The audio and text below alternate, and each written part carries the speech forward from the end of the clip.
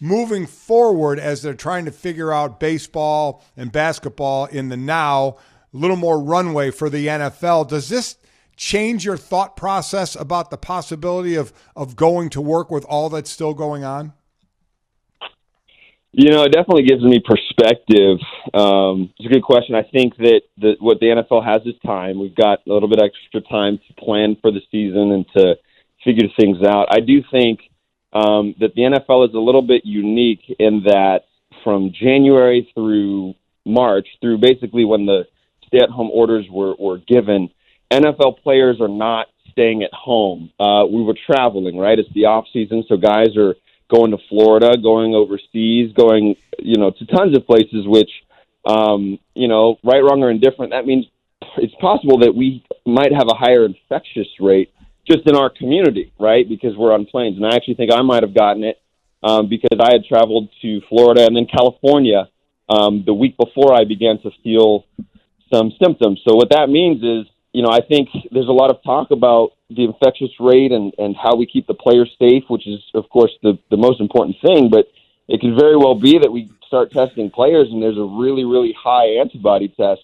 rate, which, who knows? Maybe the NFL would have herd immunity, at a faster rate just because players are traveling and we're getting out and about before the stay-at-home order. So, obviously the safety of the players and the safety of fans is what's most important, but also not doing a disservice to the public. And, a lot of things aren't going to return to normal for a long time, but if there's football on Sunday morning, that's one thing that's normal that I think a lot of people will take solace in. Saints wide receiver Austin Carr with us here on Golic and Wingo. And I'm curious how much you've talked to your teammates about this and how much they've reached out to you, considering what you and your family have gone to personally. Have they had questions for you guys about a lot of this as they try and wrap their minds around these things? Yeah, guys are, guys are on all sorts of the spectrum. I think that at least in the training room, because I've been able to continue my rehab, guys have been, trying to stay safe, trying to obey the stay-at-home orders. But at the end of the day, we want to do what it takes to get back on the field. Austin Carr with a Saints receiver. And Austin, are the Saints sort of uniquely more qualified to deal with this because of literal personal experience? Sean Payton had the virus, and he's basically said, everybody stay with their family, stay healthy, and we'll get together if training camps open up in July. And obviously what you've been through, do you feel like the Saints going forward, and obviously New Orleans has been one of those places in Louisiana that has been hit really hard by the virus, but because what you have had to go through with your wife and the birth of your son, and then what Sean, your head coach, has had to go through, do you think you guys are more prepared to deal with this maybe than other teams?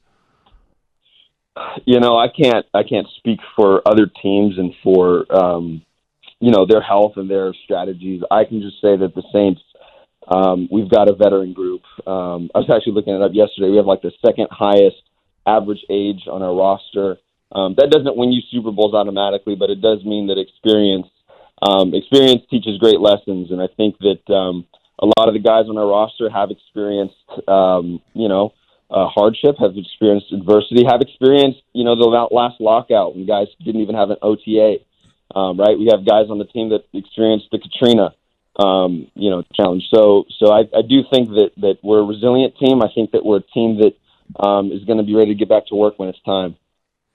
Austin, if they come to you and say, we're ready to go, we've taken all the precautions, the only thing you players need to do is sign a waiver absolving the NFL of the risk, would you sign it? I would. Here's why. The NFLPA actually had a great virtual call with a doctor sort of explaining the risks of COVID-19. And from what I understand about the virus, obviously if it mutates and so on, who knows. But from what they understand, NFL players are like, one of the lowest risks, right? That's a generalization. It's not specific to every single guy, but I would sign it because, yes, I think I've already had it first, but I also think most of my teammates would sign it because we realize we're healthy. We are some of the lowest risk, and if we were to contract it and things were to get sort of complicated, we live in one of the best countries for medical care, and we'd be taken care of. So, and again, I think that's also just the heart of trying to get back on the field and play for the fans and give the country something that gives them hope.